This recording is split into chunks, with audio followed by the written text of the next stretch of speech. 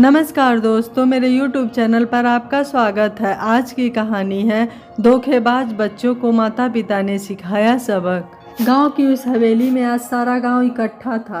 घर की मालकिन जानकी देवी आज सुबह से ही इस दुनिया से कूच कर गई थी, पर रीति रिवाज के मुताबिक इस शरीर का अंतिम संस्कार तो करना ही था, तो उसी का इंतजार हो रहा था। पूरा गाँव तो इकट्ठा था, पर घर के सदस्य पता नहीं कौन से मुद्दे को लेकर बैठे हुए थे।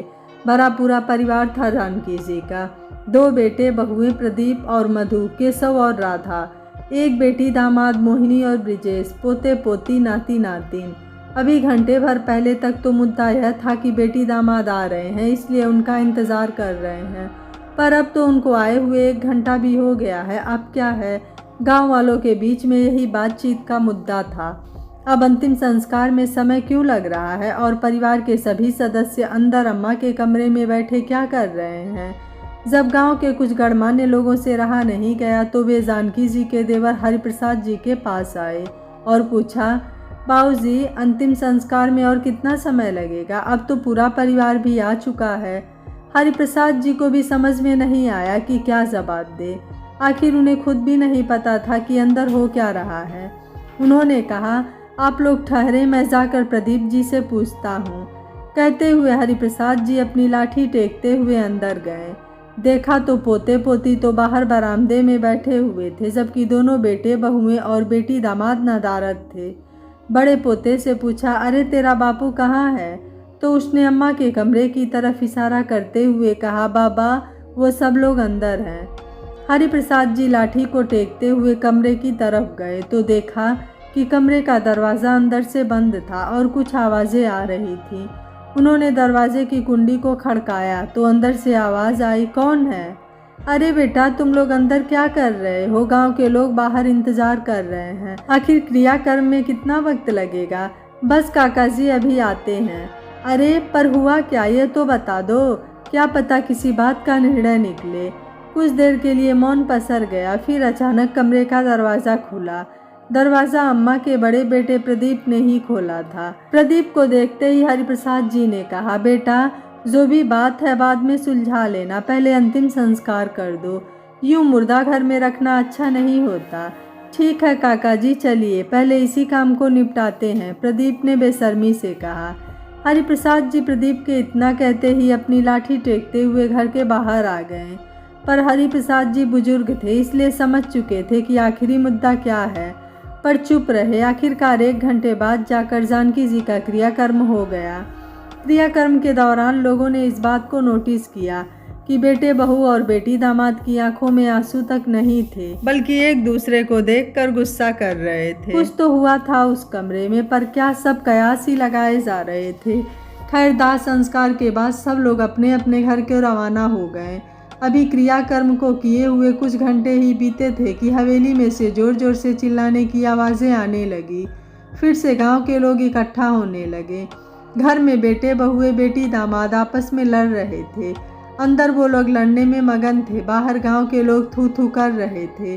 अरे माँ को गए अभी कुछ घंटे भी नहीं हुए कि देखो कैसे लड़ रहे हैं ये लोग। अरे पिंड छूटा इन लोगों का तो अम्मा से।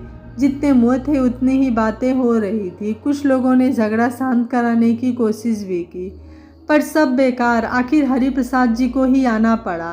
क्यों लड़ रहे हो तुम लोग? शर्म नहीं आती? भाभी को गए हुए अभी कुछ घंटे ही हुए हैं और तुम लोग इस तरह से लड़ रहे हो। काका जी, इन लोगों ने धोखा दिया है हमें, मोहिनी फुफकारती हुई बोली।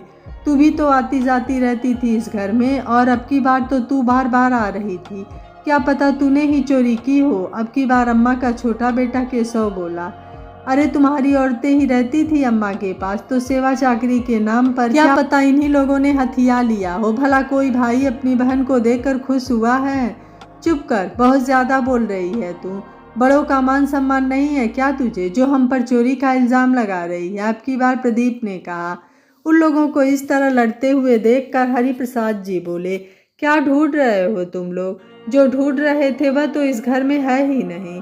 काका जी के मुंह से यह बात सुनकर सब लोग हैरानी से उनकी तरफ देखने लगे। अरे सुबह से तुमने अम्मा का कमरा पूरा उथल पुथल कर दिया, नहीं मिले ना तुम्हारे अम्मा के सोने के जड़ाऊ कंगन? हरिप्रसाद जी के मुंह से अम्मा के सोने के जड़ाऊ कंगन का नाम सुनते ही सबका मुंह खुला का खुला रह गया। आखिर काका जी को कैसे पता कि अम्मा के जड़ाऊ कंगन घर में नहीं है? जो है ही नहीं उसे क्यों ढूंढ रहे हो तुम लोग? इतना कहते ही काका जी जोर जोर से हंसने लगे। उन्हें इतनी जोर से हंसते देखकर सब लोग हैरान रह गए। काका जी, कोई ऐसी बात है जो आप जानते हैं? सच सच बताइए। अरे तुम जैसी निकम्मी औलाद हो तो माता पिता को थोड़ा झूठ तो बोलना ही पड़ता है।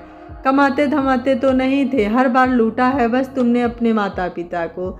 याद है जब तुम दोनों भाई और ये दामाद मिलकर व्यापार करना चाहते थे, तब तुम्हारे बाबूजी को ये हवेली गिरवी रखनी पड़ी थी तुम लोगों के व्यापार के लिए। पर क्या हुआ, कितनी आसानी से मुकर गए थे तुम लोग कर्जा चुकाने के लिए। भाई साहब को कितना सदमा लगा था, आखिर मरणासन पर आ ही गए थे। पर मरने से पहले जिसके पास ये हवेली गिरवी रखी थी उसी के पास वो सोने के जड़ाऊ कंगन भी रखे, यह कहकर कि जब तक जानकी भाभी जिंदा रहेंगी तब तक वो इसी हवेली में रहेंगी। उसके बाद यह हवेली हमेशा के लिए उसकी। और दूसरी बात, जानकी भाभी को किसी को भी बताने से इसलिए मना किया था कि कम से कम जड़ाऊ कंगन के चक्कर में ही सही तुम लोग उनकी थोड़ी सेवा तो कर दोगे। अपने माता पिता को पैसों की टकसाल समझते थे ना तुम लोग।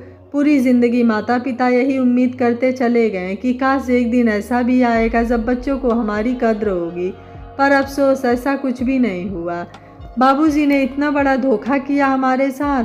तीनों भाई बहन एक साथ बोले, धोखेबाजों के साथ धोखा करना गलत नहीं होता। और तुम्हारे बाबा तो मरने से पहले अपनी पत्नी का स्वाभिमान जिंदा रख गए थे। अब कुछ दिनों में ही हवेली खाली करो ताकि इसका असली मालिक आकर उस पर अपना मालिकाना हक जमा सके। हरिप्रसाद जी ने फिर कहा, तुम्हारे माता पिता ने तुम्हारे साथ धोखा नहीं, तुम्हें पैदा करने का कर्ज अदा किया है। किसी से भी कुछ कहते नहीं बना। आखिर माँ बाप के साथ धोखा किया था तो उसका प्रतिफल मिल रहा था। कुछ दिनों बाद हवेली खाली कर हमेशा के लिए गांव छोड़कर कहीं और जाकर बस गए।